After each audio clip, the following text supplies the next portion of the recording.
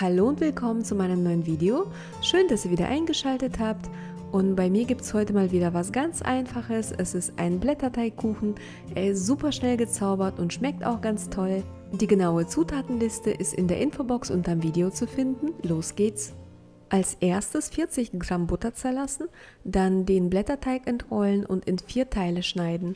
Die Streifen sollten schon gleich groß sein, deswegen benutze ich beim Schneiden ein Nudelholz. Die Butter gleichmäßig auf dem Teig verteilen und dann mit Zucker bestreuen. Bei mir ist es brauner Zucker und da ich nicht möchte, dass mein Kuchen zu süß wird, nehme ich nur 40 Gramm Zucker. Ihr könnt aber auch noch etwas mehr Zucker nehmen. Die Teigplatten dann im vorgeheizten Backofen bei 200 Grad Ober- und Unterhitze oder bei 180 Grad Umluft ca. 20 Minuten backen, dann aus dem Ofen nehmen und vollständig auskühlen lassen. Falls euer Teig beim Backen Blasen bilden sollte, ist es überhaupt nicht schlimm.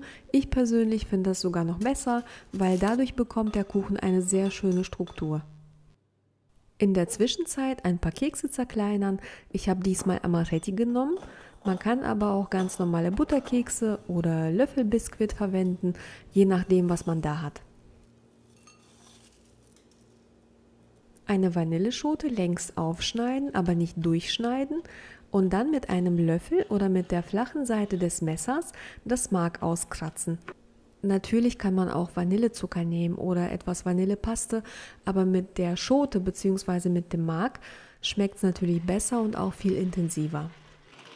Für die Creme ein Becher kalte Sahne steif schlagen. Bei mir sind es 200 Milliliter und ich habe noch ein Päckchen Sahne steif verwendet. Dann erst das Vanillemark, 250 Gramm Creme fraiche und 3 Esslöffel Puderzucker gut vermischen und danach die geschlagene Sahne vorsichtig unterheben. Den Kuchen dann einfach zusammenbauen und zwar die Teigplatten, jede einzelne, mit etwas Creme bestreichen und aufeinander stapeln. Die langen Seiten des Kuchens auch, aber ganz dünn. Auf der Creme dann die Keksstückchen verteilen, also oben und auch seitlich. Und mit Obststückchen, wie ich zum Beispiel mit Feigen, Himbeeren und Blaubeeren dekorieren und den Kuchen entweder sofort anschneiden und servieren, dann ist er halt knusprig, oder auch über Nacht im Kühlschrank ziehen lassen, damit er weich wird.